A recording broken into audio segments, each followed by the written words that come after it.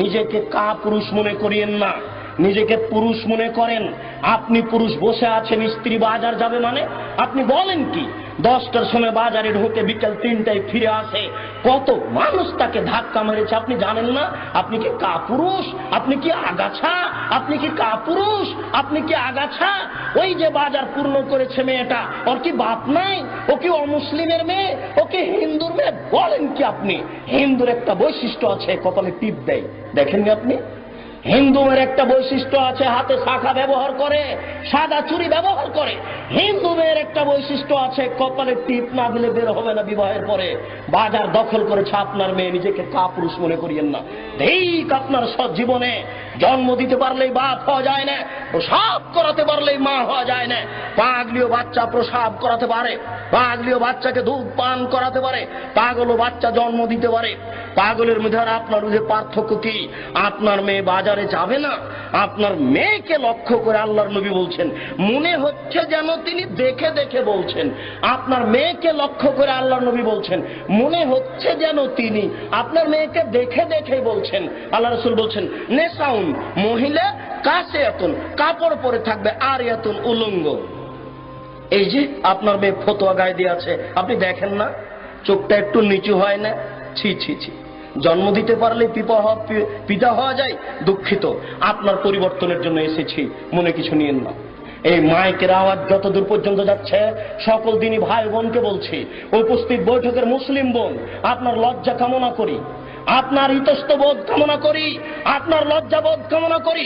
24 ঘন্টার মধ্যে আপনি পোশাক পরিবর্তন করুন। আপনি সালোয়ার কামিজ মেক্সি চাদর পরুন।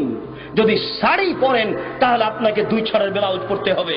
2 ছড়ের ব্লাউজ মানে যার হাত হবে কবজি পর্যন্ত, নিচের দিক কোমরের নিচে চলে যাবে, 1 থেকে 1.5 গজ কাপড়ের ব্লাউজ পরতে হবে।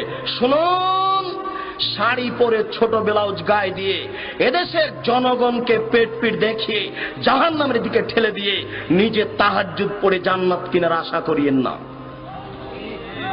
এই মেয়েরা শোনো, যারা তোমরা স্কুল কলেজে পড়ো, তোমাকে সাবধান করতে এসেছি, তুমি পরিবর্তন হও। আল্লাহ তাআলা বলছেন, কুল হাল ইয়াস্তাবিল্লাযীনা ইয়ালামুনা ওয়াল্লাযীনা লা ইয়ালামুন ইন্নামা ইয়াতাযাক্কারু উলুল আলবাব।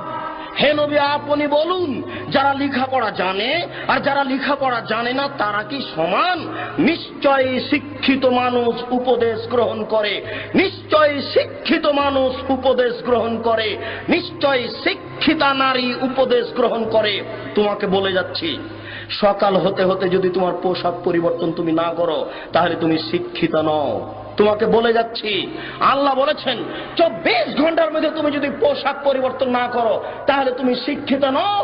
উপস্থিত বৈঠকের মুসলিম বোন, আপনাকে অনুরোধ করে বলছি, 24 ঘন্টার মধ্যে আপনি পোশাক পরিবর্তন করুন। যদি আপনি না করেন তাহলে আপনি উপদেশ গ্রহণ করেন না, আল্লাহ আপনাকে শিক্ষিতা বলেন না, বরং আল্লাহ বলছেন, ওয়াকারনা ফি বুয়ুতিকুন্না ওয়ালা তাবাররাজনা তাবাররুজাল জাহিলিয়াতিল উলা। হে মুসলিম মহিলা, বন্যতার যুগে, বর্বরতার যুগে, অসভ্যতার যুগে নারীরা যেভাবে রাস্তাঘাটে ঘুরত প্রদর্শনী দিয়ে, তোমরা সেইভাবে ঘুরো না, বাড়িতে থাকো। যারা নগ্ন হয়ে চলে, যারা ফতোয়া গায়ে দেয়, যারা ছোট ব্লাউজ পরে, যারা মাথার চুলকে ছোট করে খাটো করে, যারা জিন্স কাপড়ের প্যান্ট পরে গেঞ্জি গায়ে দিয়ে উলঙ্গ হয়ে জাতির সামনে ঘুরে, এরা শিক্ষিতা নয়। আল্লাহ তাদেরকে বলছেন, এরা বন্য, এরা বর্বর, এরা অসভ্য, এরা অশিক্ষিতা। অতএব